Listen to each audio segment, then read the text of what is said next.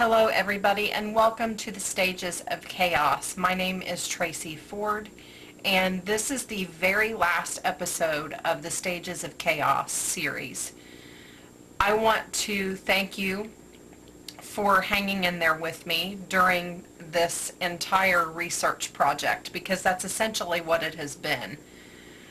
As I have been presenting information to you and doing research, I have been working through the stages of chaos myself, which I've mentioned that a few times.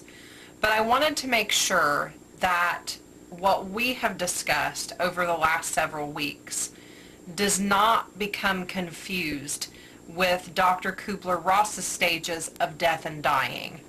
Although some of the stages are very similar and piggyback off of one another, my theory is completely different than Miss Kubler-Ross's theory and her published work. So I wanted to make sure that I distinguish the two, because I believe plagiarism is not such a great thing, and that is not what I have done. I have coined this completely on my own, based on my own experiences since April. Anytime something in your life ends, it is essentially a death, whether it be the loss of your independence, whether it be the death of a loved one, which is a literal death, but it could be the death of a career or the death of a certain path that you decided to take. So in a sense, you can compare some of the stages of death and dying to trauma endured through the stages of chaos. Those that I wanted to touch with this series are including, but not limited to, people that have suffered the loss of a loved one, people who have been diagnosed with a terminal illness, someone who is suffering from disability, another who might be going through a terrible breakup or a divorce, others who are battling a trauma regarding custody of their children, and those that have endured abuse, whether it be emotional, sexual, physical, as well as those of us that have lost our jobs. So I didn't want it to center around a particular population of people. So let's talk about the last stage, which is overcoming. Overcoming a trauma can come in many forms. For this particular episode, I'm going to touch on a very limited population group, but the first population group that I want to speak about today is those that have experienced abuse. They often can find overcoming in facing the person that abused them through the assistance of the justice system or through the assistance of a victim advocate. As a sexual abuse investigator, the hardest yet the most rewarding thing that I ever saw happen with sexual abuse for survivors, because I hate to call them victims, because they're not. They're surviving a situation that should have made them a victim. And it's their choice whether to be a victim or whether to be a survivor. So I always call them sexual abuse survivors. Most of the times, those survivors can find an overcoming hand at the audience of a judge and a jury. That isn't always the case, but most of the time in my experience, that has been the case. You can almost see, especially if justice is carried out, which 9 times out of 10, I have seen it carried out in situations like that. You can almost see the relief. And then they have to start through true healing, if they haven't already started through the process of counseling. For those that have suffered the loss of loved ones through death, overcoming comes, I believe, little by little. It doesn't come all at once. And it's the same with sexual abuse survivors. A lot of times overcoming doesn't happen in an overnight fashion. It takes time. And that goes specifically for those that are grieving over loved ones. It's not a one-day process. It is a one day at a time process. This does align with Kubler-Ross's Death and Dying, of course, as well as the stages of chaos, because the loss of loved ones creates chaos.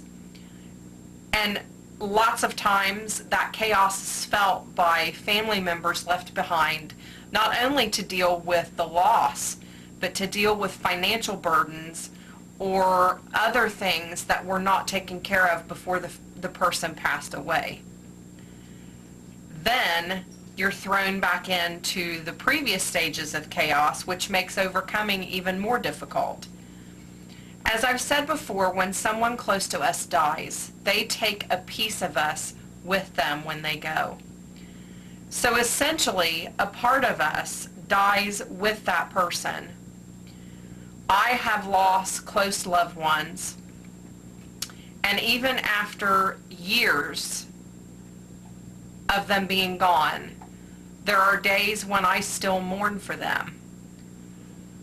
When I think about them, I get teary-eyed. I miss them. And that is something that I don't believe will ever completely go away until I go away. Their absence, for me, can be seen in smells, situations, especially smells. Those get to me worst of all. If I smell something that reminds me of my grandmother, I get choked up. And then essentially that brings you back to the reminder that they're gone, which essentially puts you back in square one for whether it be a moment or whether it be a couple of hours. So honestly, I don't think that you can ever truly overcome the loss of someone that you loved. I believe it's almost a daily decision that you have to make. I don't think that we wallow in the chaos when we lose someone. The death and dying stages explain to us how to get over the grief and how to try and move on. But I do believe that some of us move on, but it's still a daily act of overcoming at times. For individuals who have suffered a loss through disability, overcoming may come in many forms. It may come in the help of others. It may come in finding services to meet needs. It may come in the assistance and support of family. Some situations even bring families back together who have been estranged.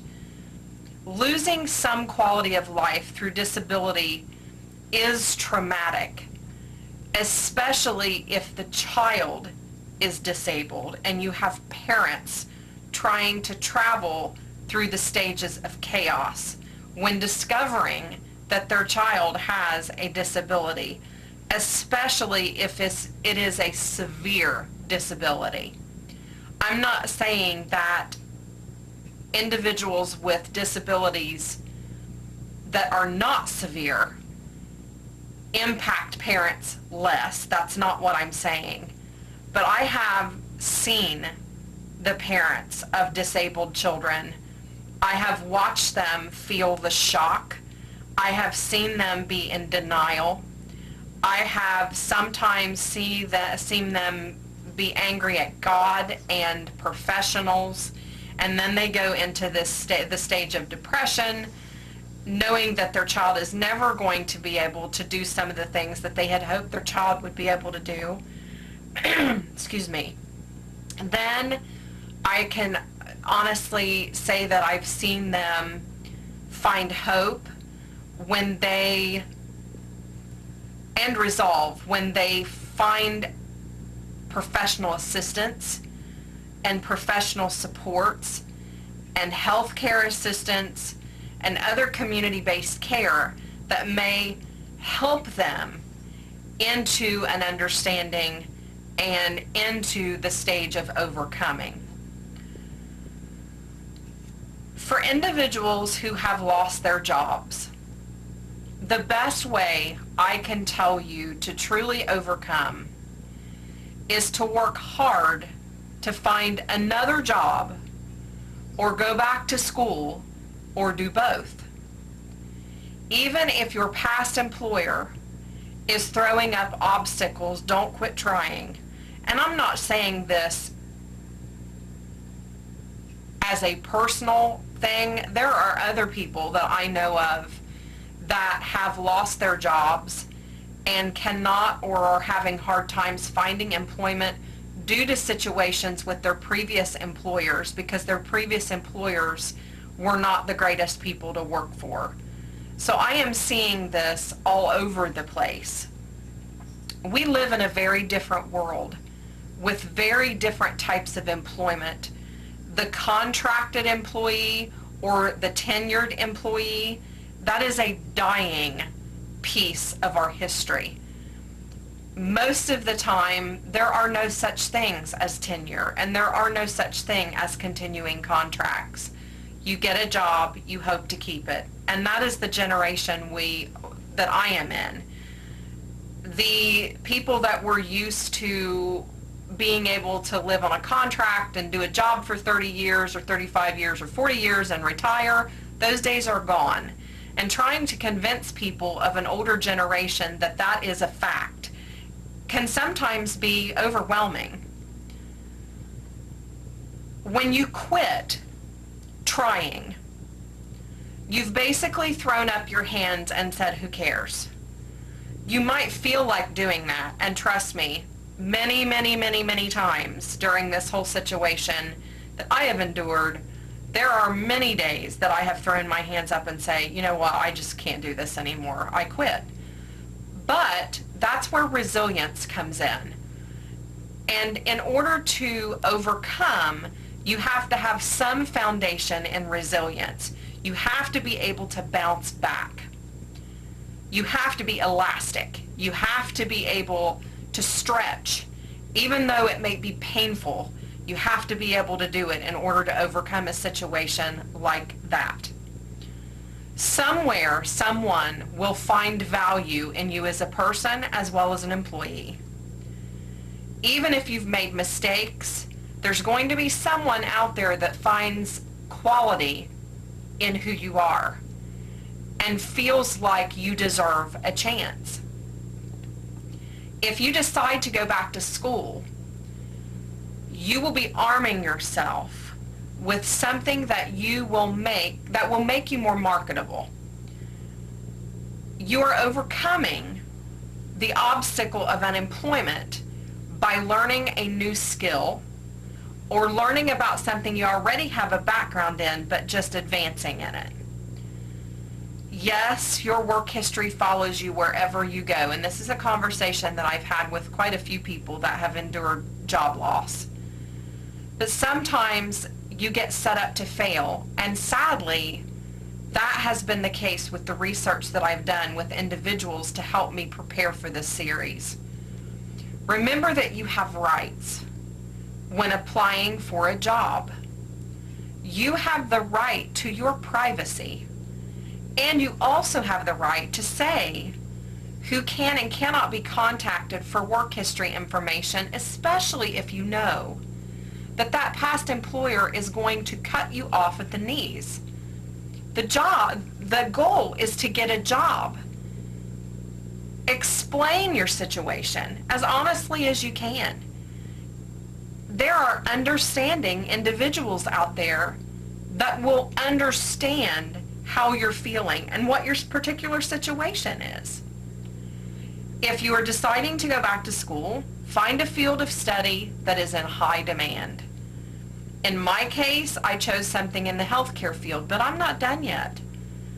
I still have a master's degree. I could go on and get my doctorate. I am entertaining several avenues that might lead me down a more permanent path. I have a background in psychology. I love psychology. If I could go back and get my PhD or my PsyD, I could have a private practice and I would never fire myself. And I would be able to help people. But in the meantime, I've decided that healthcare is where I need to be. I think it's also important for those that have lost their jobs to look at the whole picture. Don't make any rash decisions. When this situation started in my life, I had a lot of knee-jerk reactions, and one of those was to put my house up for sale. I was desperate, and desperate people make poor choices. So try to sit back and think things through. If you don't want to move, try looking for work in your immediate area. Don't be too good to work a minimum wage job. Even if you do have degrees, finding some work is better than sitting at home not having an income at all. That's where work ethic comes in. If you have a deep work ethic, you're not going to be able to sit idly and wait. Another thing that was hard for me was my loss of what I perceived to be my independence. I was a very independent person. I still am, but I was more independent then because I had the ability to be. Now I'm having to take charity, which is the hardest thing for me. My ritual up till about the third week of July was to cry every time I went to the grocery store.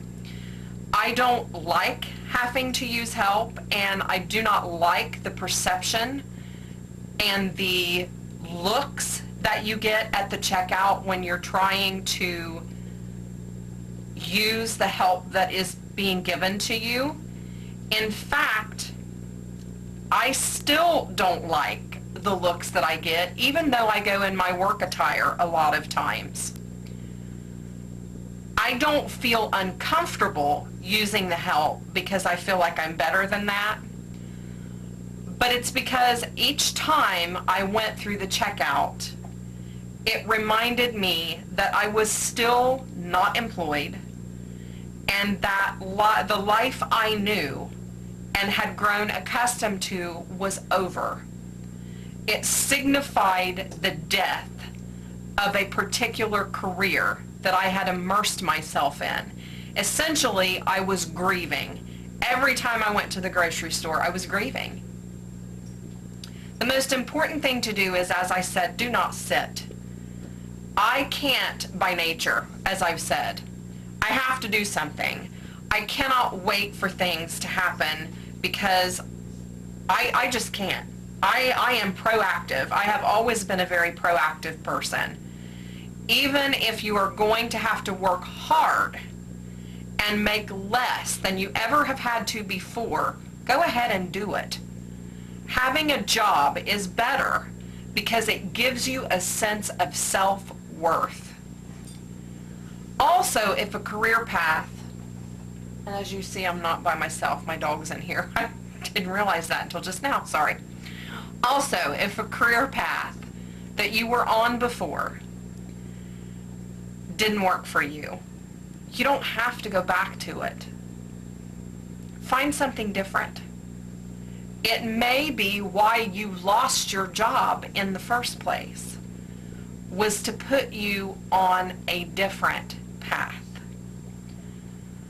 Most of all, be in tune with your inner self, your inner spirit. Be guided by your higher power, whatever that might be, whether it's the universe, whether it's God, whether it is Buddha, whether it is Allah. You be guided by the spirit that dwells within you. When you have peace about something, that's a pretty good thing. For example, I knew that I wanted to learn to be a nurse's aide.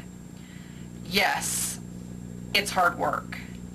And I quickly found out in my clinicals that I would have difficulty handling long-term care, not just because of the physical requirements, but also because of the emotional requirements. So I turned my focus on helping people stay in their homes.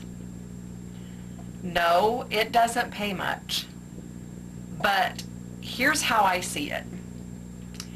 It's a job, and I have the chance to help someone avoid a long-term care environment for as long as possible. I have the ability to foster that patient's independence and provide them with a personal level of service. Sometimes that kind of reward doesn't have a price tag on it. It is a help profession. Time will march on for you, and remember that nothing lasts forever. Things do and will change. Your situation can and will change if you take steps to bring that forth. There are some jobs that you want so badly that you can taste it, but it may not be in the plan for you to have what you want. It is heartbreaking when that happens. But again, try to see the big picture. Be positive. When things around you are crumbling, it is very hard to be positive. And positivity fosters overcoming. Be looking at possibilities and stay positive, because that negative energy will consume you. Some days it's harder to be positive than others, but then you find your bearings and you can feel hope again. Other days, all you feel like doing is crying, and that's okay. Again, the stages of chaos interchange with no method and no reason. That is why it is called the stages of chaos. Chaos has no rules. It has no order. It has no organization. With any loss, you can always also lose friends. People you thought would be there for you no matter what can disappear. You won't get texts from them anymore. In fact, they'll avoid you. This can be very hard in the overcoming stage. But it can also teach you some very unhealthy defense mechanisms, so be very careful. Again, getting past this can be trying because you have counted on these people to have your back. Find the friends that love you and that really truly support you and want what's best for you. Apologize to those that need to hear that you're sorry. No one is perfect. Clear your heart of the cobwebs. Any type of loss can be a time to reflect on what you have and what matters. Lean on people that love you. Stay close to those that fill you with positive energy. Keep up with your faith, whatever that faith might be, and weed out the people in your life that are introducing you to negative vibes.